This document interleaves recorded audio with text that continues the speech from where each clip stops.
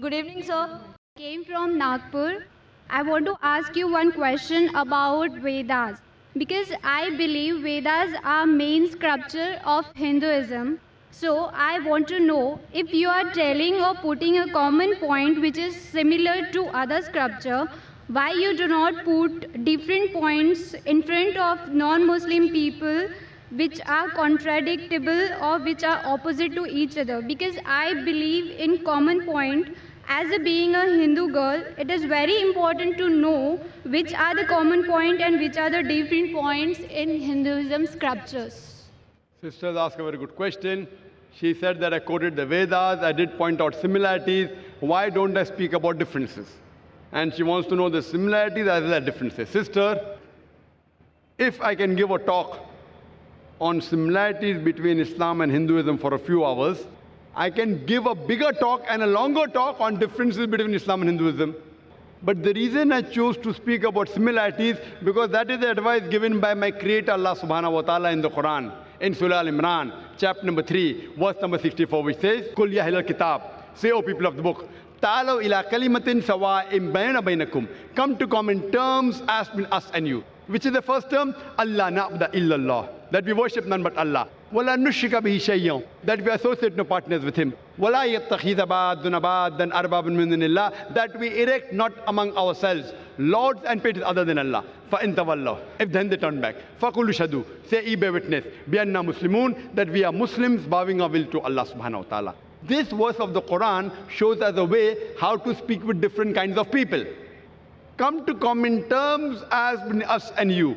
Which is the first term? The most important term is Allah na'budu illallah, that we worship none but one Almighty God. Regarding differences, sister, I can give a talk for hours together about differences. Not that I can't, but it will bring animosity. Maybe it will hurt the feelings of someone. That we may be forced to do during a debate. When there is a debate, for example, I had a debate with a person by the name of Dr. William Campbell. Did you heard that talk, sister? Yeah, I have seen your videos. So that talk was talking about differences between Christianity and Islam. Why? He wrote a book saying there are 30 scientific errors in the Quran. And for 8 years, no Muslim replied.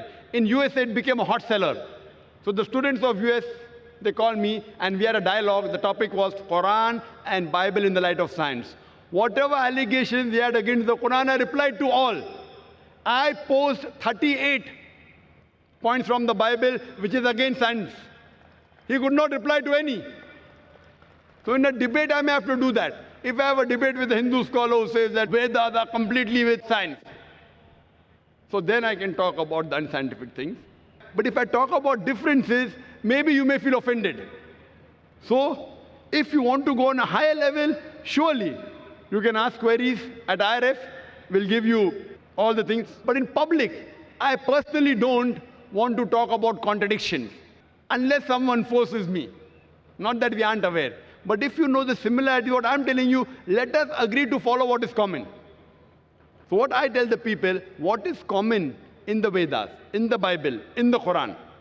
Let everyone agree that at least one book is the word of God. Hindus will say, Veda is the word of God. Christians will say, Bible is the word of God. Muslim will say the Quran is the word of God. I tell them a thing which everyone wouldn't mind agreeing. Let us agree to follow what is common. So when you follow the commonalities in the Vedas, in the Bible, in the Jewish scriptures, Talmud, in the Quran, we find all the scriptures say there's one God.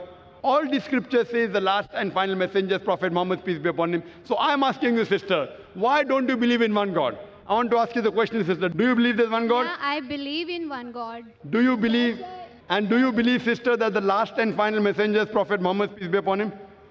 Just because I am asking you the question, because it is very difficult to understand Quran and Vedas, and I am so much confused which scripture is more important for me to achieve to the God.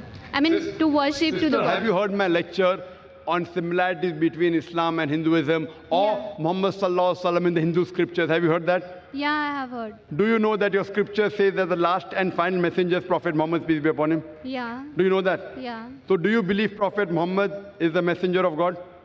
Yeah, definitely. Do you believe? Yeah.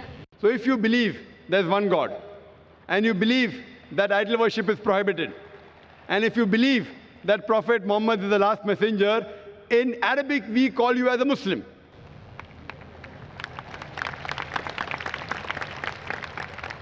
Sister, do you believe in one God? Yeah, I believe in one God. Do you believe there's no idol worship? Yeah. Do you believe that Almighty God has got no images? Yeah. You believe that? Yeah. And you also believe that Prophet Muhammad is the messenger of God. So what you have entered, you may not have gone very high, but by saying this, that there is no God but Allah, and Prophet Muhammad is a messenger, you indirectly become a Muslim. Muslim means a person who submits his will to God. So do you submit your... But I am indirectly Muslim, no? If Vedas telling the same Well- thing and Quran telling the same thing, so Yes. which? If you're indirect also, no problem. Indirect also, you're most welcome. Whether you come direct or indirect, we welcome you, sister.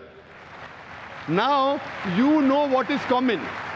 Now, if your Veda says that the last and final messenger is Prophet Muhammad, peace be upon him, and you have to follow him. So by following Prophet Muhammad, you're indirectly following the Vedas also. Then you have to find out what did Prophet Muhammad say. Then you have to read the hadith. But slowly, slowly. So now you're in nursery, then junior KG, then senior KG, then first standard, then you'll reach standard 10. But have you taken admission, I want to know. That do you agree that you're a Muslim? Muslim means a person who submits his or her will to God.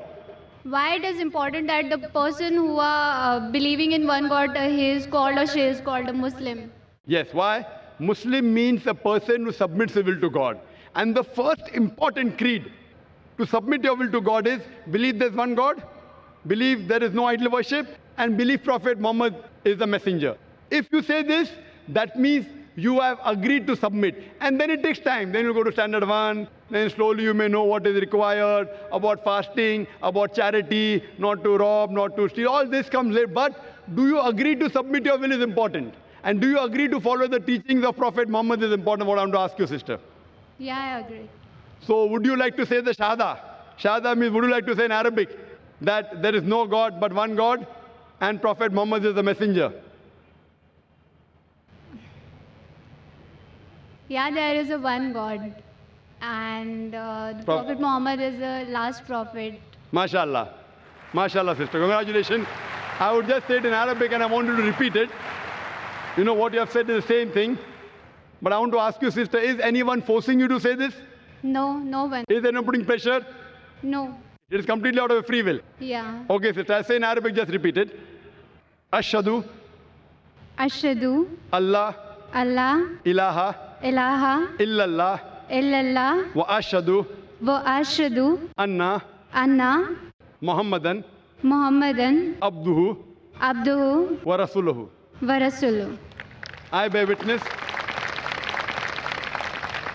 I bear witness I bear witness that there is no God that there is no God but Allah but Allah and Prophet Muhammad, and Prophet Muhammad, peace be upon him, peace be upon him, is the servant is the servant and messenger of Allah. and messenger of Allah. MashaAllah. Thank you. I congratulate you, sister.